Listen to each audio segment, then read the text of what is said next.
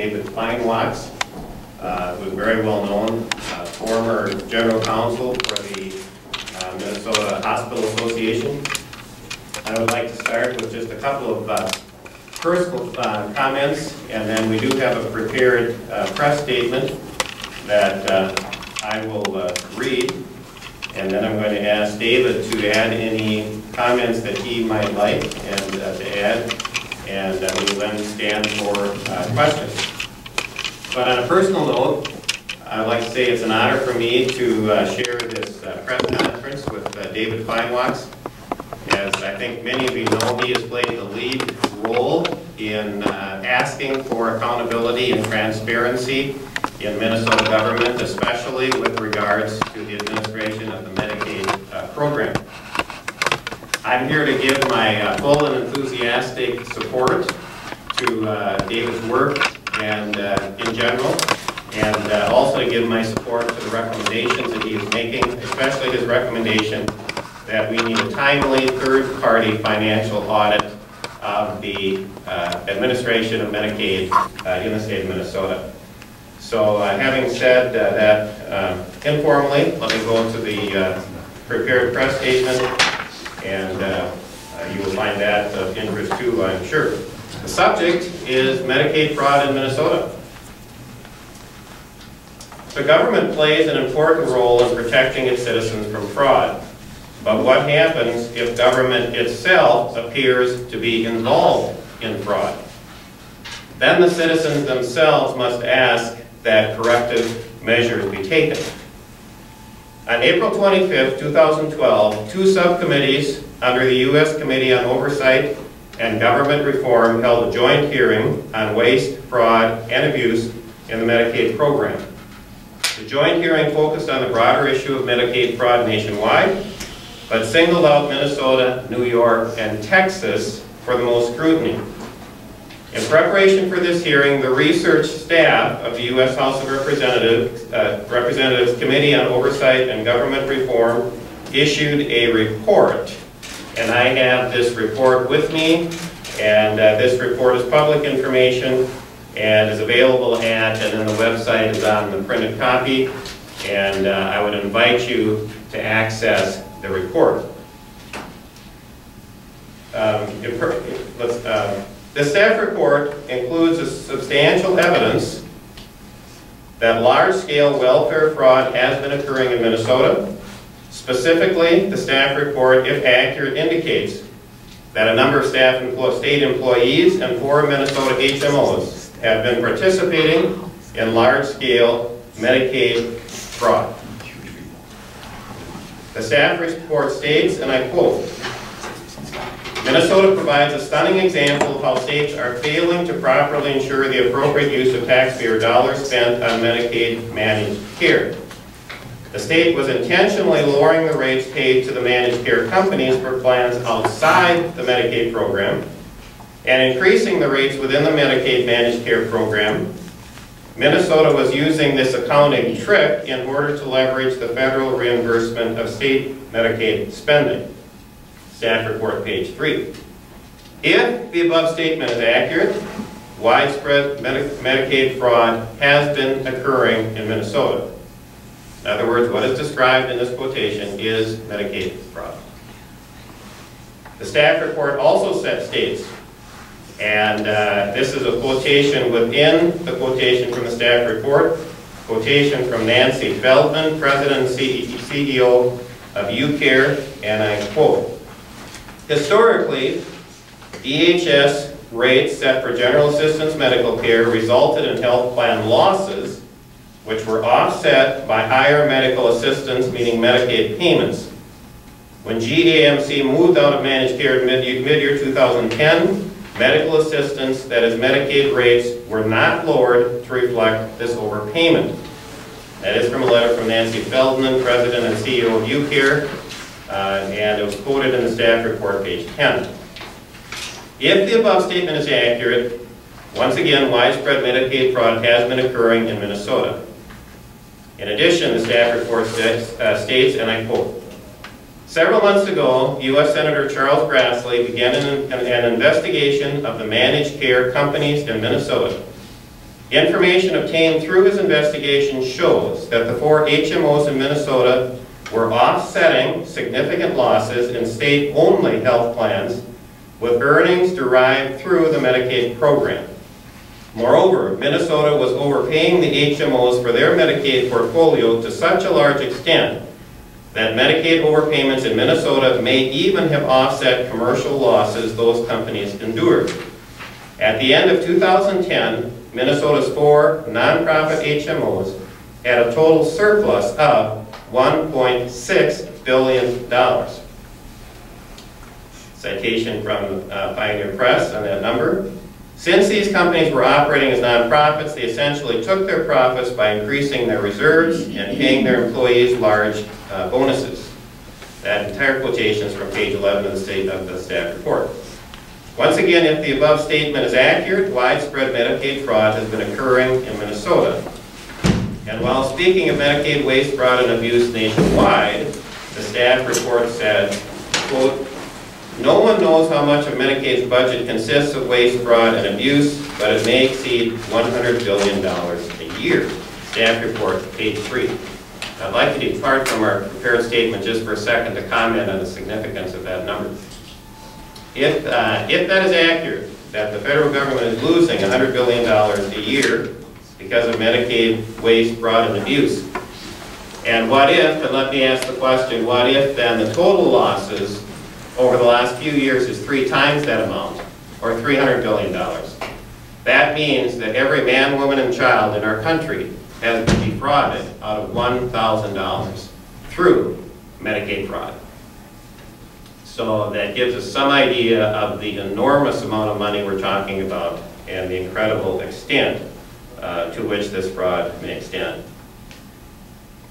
And once again, if the above statement is accurate, then resolving Medicaid waste, fraud, and abuse is a major factor in getting the burdensome federal debt under control.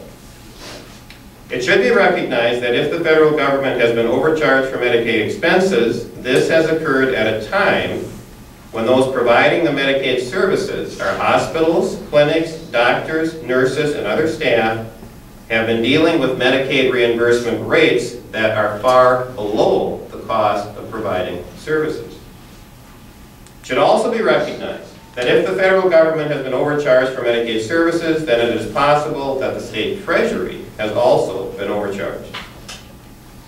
Congresswoman Michelle Bachmann is currently working on federal legislation intended to provide far greater federal oversight into the administration of federal Medicaid dollars in the future. Does not deal with the problem at the present. Because of the seriousness of the above information and statements contained in the U.S. House staff report, it is essential that an independent third-party financial audit of Minnesota's Medicaid services be done as soon as possible.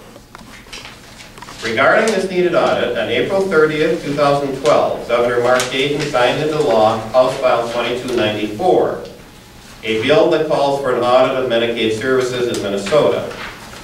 The bill, however, delays such an audit until 2015 and stipulates that the audit will cover only transactions or policies in effect after January 1st, 2014. An audit beginning 2.5 years from now covering nothing prior to 2014, that at best will occur after 2 more elections, fails to meet the concerns raised about Medicaid waste, fraud, and abuse in Minnesota. The audit is like a homeowner calling 911 to report an ongoing burglary and being told the police are coming 3 years in the future. And if Medicaid fraud involving the state has not been occurring in Minnesota, as some claim, then why is the state unwilling to conduct a timely, independent, third-party audit? We must now ask that a timely third-party independent financial audit be conducted so that transparency and accountability can be restored to Minnesota state government. The audit is also required so that corrective measures, if needed, can be put in place, and so that the money belonging to the state and federal treasuries and ultimately to the taxpayers will be returned. And one reason this audit needs to take place is to make it abundantly clear that in Minnesota, no one is above like to now ask David Feinwachs to make any additional comments that he may care to make, and then we'll be happy to respond to questions. Good morning. My name is Dave Feinwachs. Many of you have seen me before. I don't have a constituency as such. I have an issue. My issue has been transparency and accountability in our public programs, and more recently, what appears to be a massive and insidious fraud in the state of Minnesota. I don't say these things lightly, and I want to begin by pointing out that the people interested in this issue are a diverse and unlikely coalition of people. People from the Tea Party, people from the Green Party, single-payer advocates, free market advocates, people whose political ideology are so disparate it would be hard to envision them ever getting together in a single place on a single issue, but this issue seems to have drawn them together. And the issue is fraud. What these people have in common is they're all against it, and so are we. I am against it, Mr. Quist is against it, and we're here today to state for the record that something needs to be done because Minnesota has sort of kicked the can down the road, as has been previously discussed. We're going to get around to this in 3 years, maybe, depending on what happens, while we figure out a way to dismantle what we have in place now. And more importantly, I'm here in part to say thanks, because this is an issue which is not a football stadium, it's not gambling, it's not sexy, and it's very difficult to understand. And the fact that we have understanding is due in no small part to people like you, who have written about it, no matter what your perspective is. Whether you agree with me or with others, it really doesn't matter. The fact that you've taken the time to study the issue and to examine it has been extremely helpful and part of a major educational effort. And so let me say thank you. The other thing I want to do today is to say that this is not just people speculating. I want to show you some things. The first thing I want to show you, and all of this is available online, this is a report entitled Advisory Group on Administrative Expenses made to the Minnesota Legislature, dated February 15, 2012. It's just a couple months old.